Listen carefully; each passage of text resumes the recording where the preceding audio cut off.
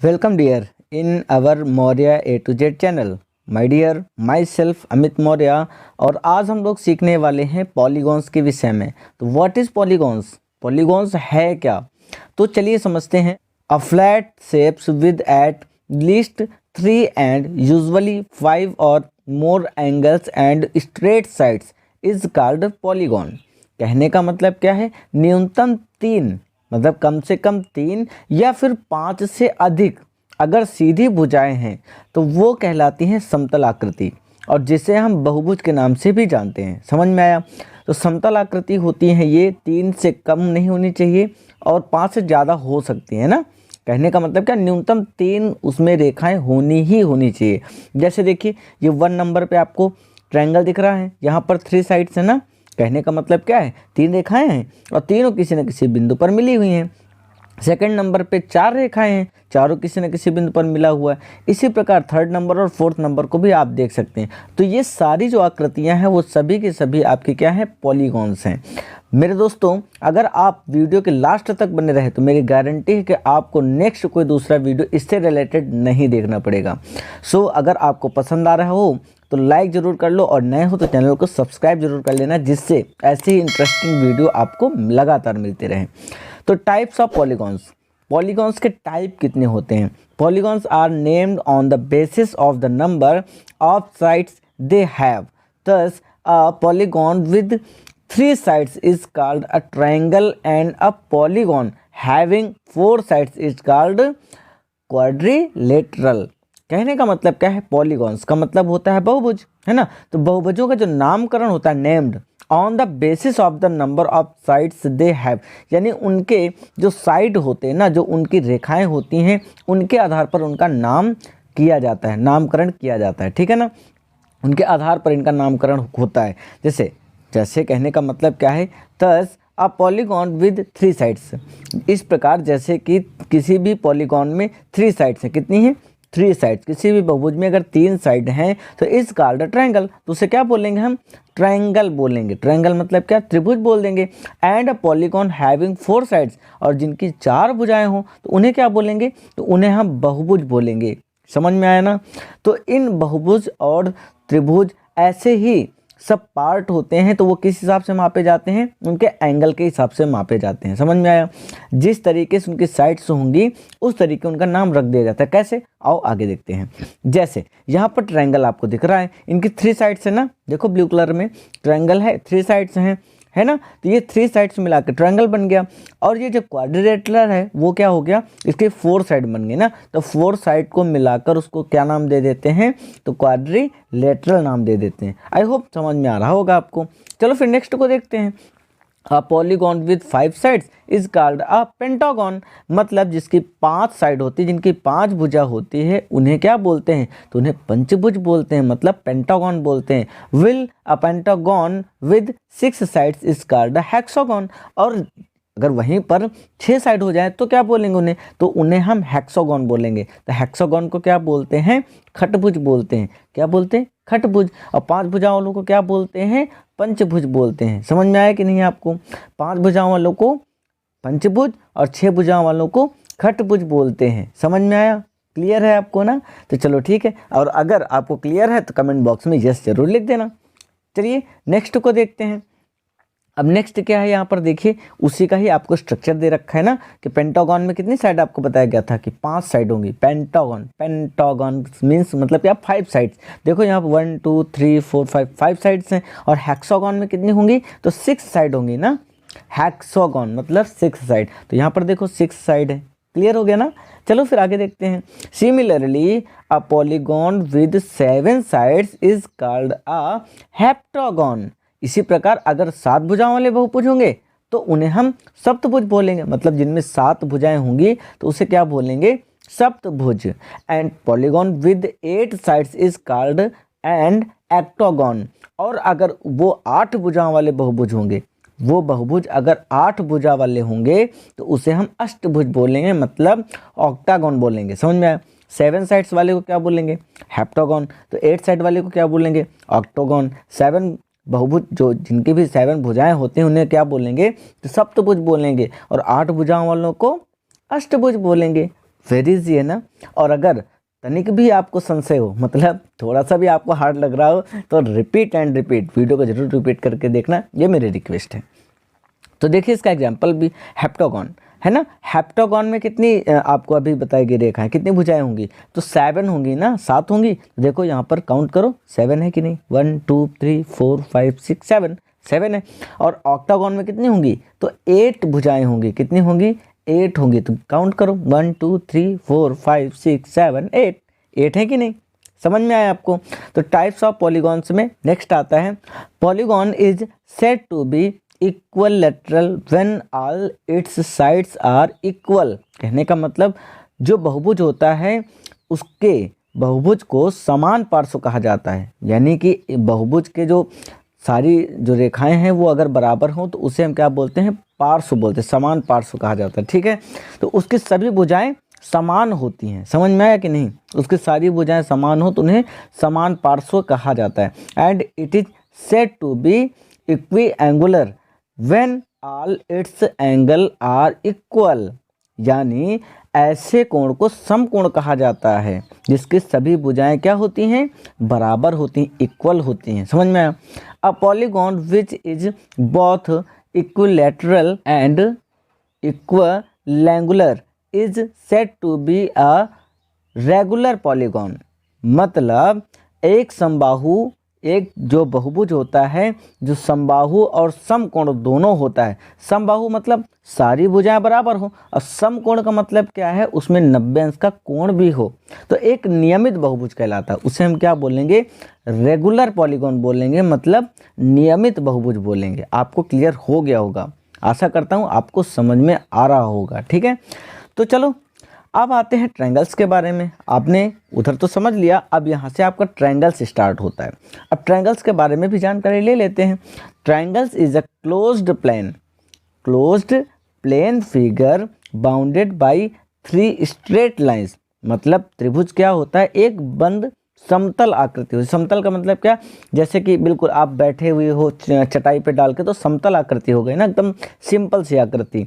तो त्रिभुज का मतलब क्या हुआ, 3 भुजाएं, त्रि और भुज, 3 भुजाएं। ठीक है, जो 3 सीधी रेखाओं से घिरी होती हैं वही क्या कहलाता है, त्रिभुज कहलाता है। It is the polygon with the last number of sides. और यह भुजाओं की अंतिम संख्या वाला बहुभुज होता है। भुजाओं की अंतिम संख्या वाला बहुभुज इसे ही बोला जाता है। ठीक है, तो the symbol used to denote a triangle is lambda.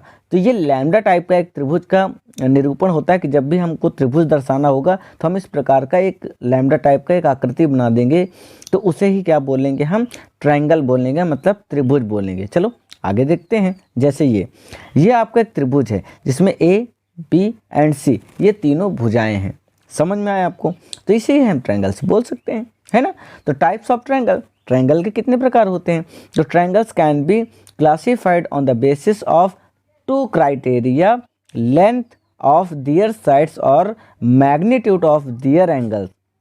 यानी त्रिभुजों को 2 मानदंडों के आधार पर वर्गीकृत किया जा सकता है। मतलब 2 तरीके से इसे हम माप सकते हैं, उनकी भुजाओं की लंबाई के आधार पर या उनके कोणों के आधार पर। मतलब उनकी जो भुजाओं की लंबाई होती है ना, जैसे कि जो भी आपने ट्रायंगल अभी पीछे देखा, ये इसकी भुजा की लंबाई माप सकते हैं या फिर कोण के हिसाब से। 2 तरीके से इसके हम नामकरण कर सकते हैं, समझ में आए। तो इनकी भुजाओं की लंबाई या इनके कोणों का परिमाण, इस तरीके से इन दोनों को हम माप सकते हैं। ठीक है, तो आगे क्या है देखिए, let us study each certain 1 by 1। तो आइए हम प्रत्येक मानदंड का एक एक करके अध्ययन करते हैं। समझ में आए, चलो देखते हैं फिर। टाइप ऑफ ट्रायंगल्स में लिखा है classification of triangles according to length of sides. मतलब उसकी लंबाई के हिसाब से, उसकी साइड की लंबाई के हिसाब से उसका नाम क्या रखा जाएगा, ये पहले हम लोग जान लेते हैं ना। तो triangles can be classified into 3 categorise on the basis of the length of their sides. मतलब त्रिभुजों को उनकी भुजाओं की लंबाई के आधार पर 3 श्रेणियों में वर्गीकृत किया जा सकता है। अगर उनकी हम लंबाई, भुजाओं की लंबाई के हिसाब से मापना चाहें तो इसे हम 3 भागों में डिवाइड कर सकते हैं। वो कौन कौन सा है, तो फर्स्ट है आपका इक्विलैटरल ट्रायंगल। क्या है? Equilateral triangle. अब ये है क्या? तो if all the sides of a triangle are equal in length, यदि किसी त्रिभुज के सभी स्थल लंबाई में बराबर हों, यानी जितनी भी भुजाएं हैं वो सभी क्या हों? बराबर हों, तो the triangle is said to be an equilateral triangle. तो उसे हम क्या बोलेंगे? इक्विलैटरल ट्रायंगल बोलेंगे, मतलब समबाहु त्रिभुज बोलेंगे। क्या बोलेंगे? समबाहु त्रिभुज। तो इस angle of an equilateral triangle measure 60 degree. तो समबाहु त्रिभुज के प्रत्येक कोण का माप 60 डिग्री होता है। जब भी आप समबाहु त्रिभुज के बारे में जानेंगे, मतलब इक्विलैटरल ट्रायंगल के नाम से आप अगर उसे जानेंगे, तो उसकी सारी भुजाओं का जो कोण होता है वो 60 डिग्री का होगा। समझ में आया? सभी जितने भी कोण होंगे वो कितने डिग्री के होंगे? 60 डिग्री के होंगे। चलिए, ये आपके सामने एग्जाम्पल है इक्विलैटरल ट्रायंगल का, कि यहाँ पर ए बी सी, ये जो तीन आपको पॉइंट दिख रहे हैं, तो ये तीनों कोण, जैसे ए कोण हो गया, इधर बी कोण हो गया, इधर सी कोण हो गया, इन तीनों का जो माप होगा वो 60 एंड 60 डिग्री ही होगा। जैसे ए बी बराबर है ए सी के और ए सी बराबर है बी सी के। क्लियर है? मतलब इनके तीनों के कोण क्या होंगे? एक समान होंगे। समझ में आया?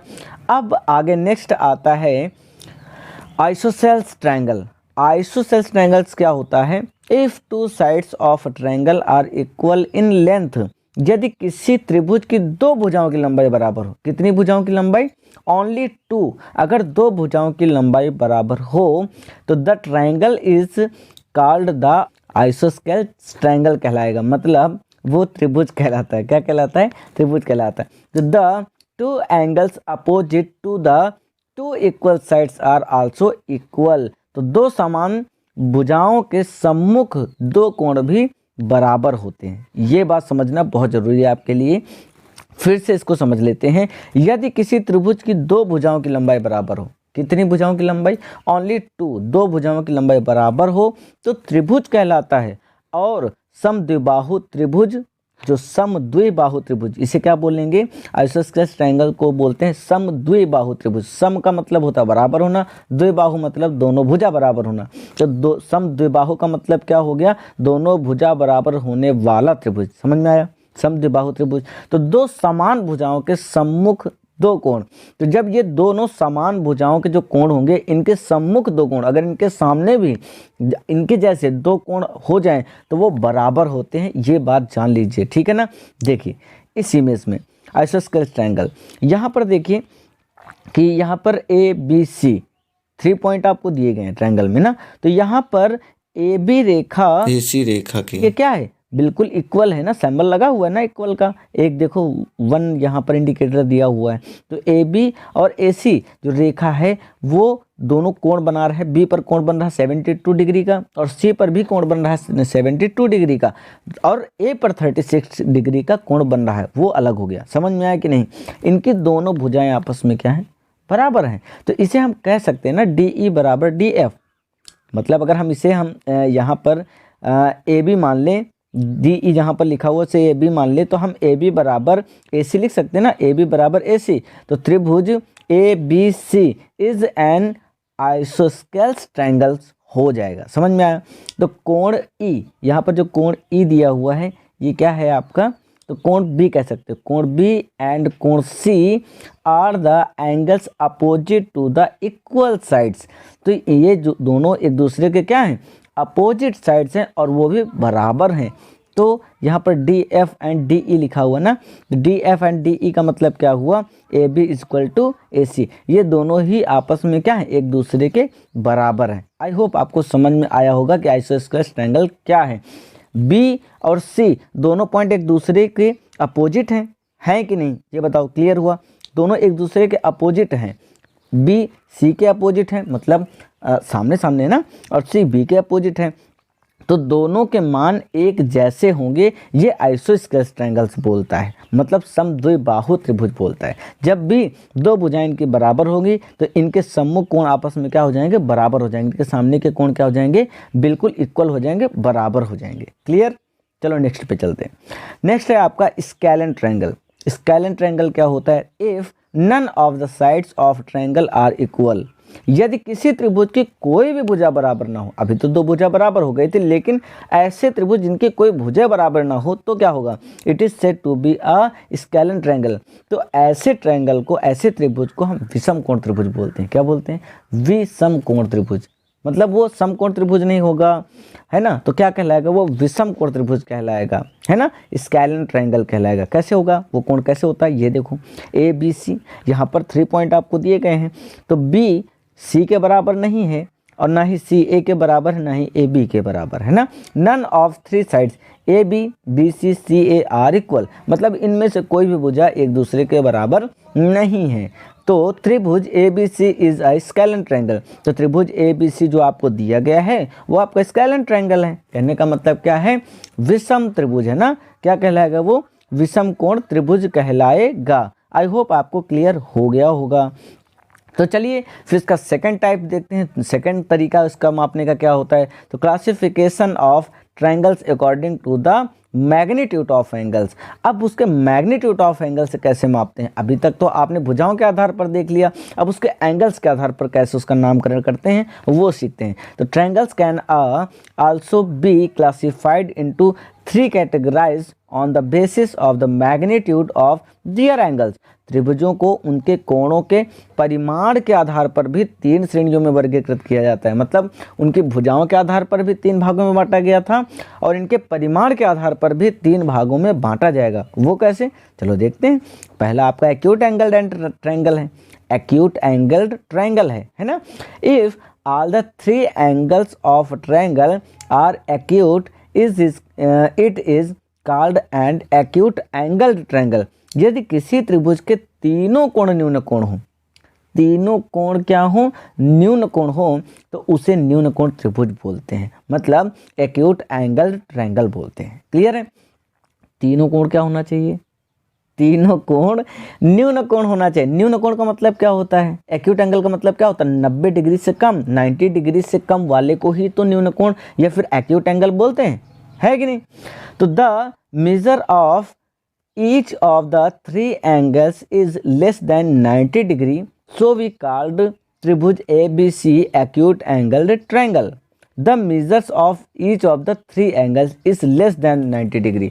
मतलब वही ना कि अगर उनके तीनों कोण को मापा जाए तो 90 डिग्री से कम ही होने चाहिए, तभी वो क्या कहलाएंगे, न्यून कोण कहलाएंगे। एग्जाम्पल आपके सामने है, ए बी सी 3 पॉइंट है आपको दिया गया ना। तो यहाँ पर देखिए एक 65 डिग्री का कोण है ए नंबर पर, बी नंबर पर 80 डिग्री का कोण है और सी नंबर पर 35 डिग्री का कोण है। ये तीनों ही कोण, तीनों ही एंगल 90 डिग्री से कम है, ज़्यादा बताओ मुझे, 90 डिग्री से कम है, तो ये क्या कहलाएगा, एक्यूट एंगल कहलाएगा।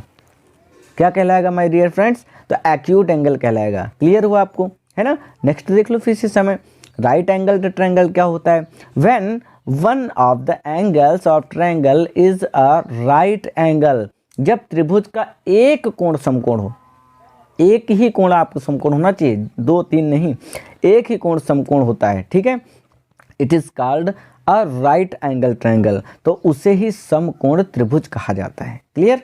तो each of the other 2 angle is acute. अगर एक समकोण होगा तो फिर 2 बचे हुए कोण क्या होंगे, वो एक्यूट ही तो होंगे। कहने का मतलब न्यून कोण ही तो होगा, 90 डिग्री से कम ही तो होगा, है कि नहीं। तो the side opposite to the right angle is called the hypotenuse.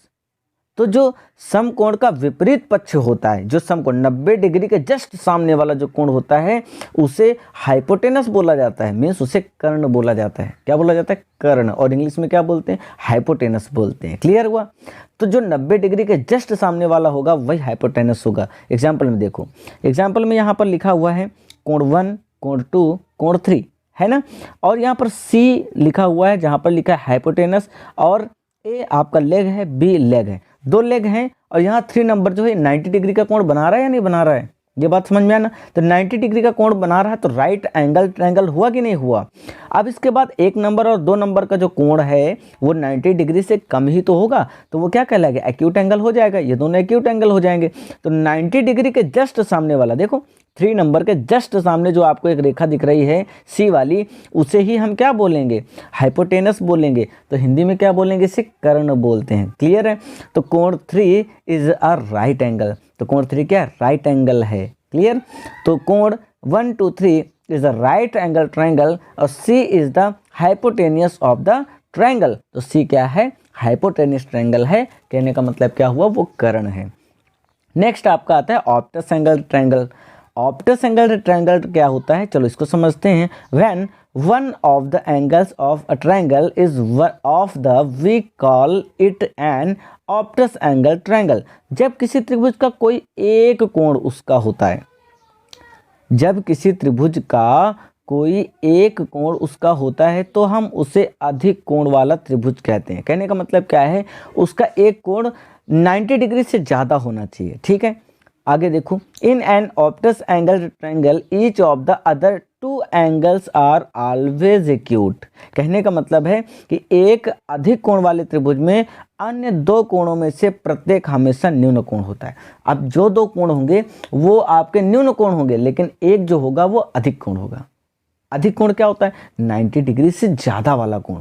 समझ में आया, 90 डिग्री से एक कोण ज़्यादा होगा, बाकी बचे जो दो कोण हैं वो एक्यूट एंगल में आएंगे, मतलब 90 डिग्री के अंदर रहेंगे।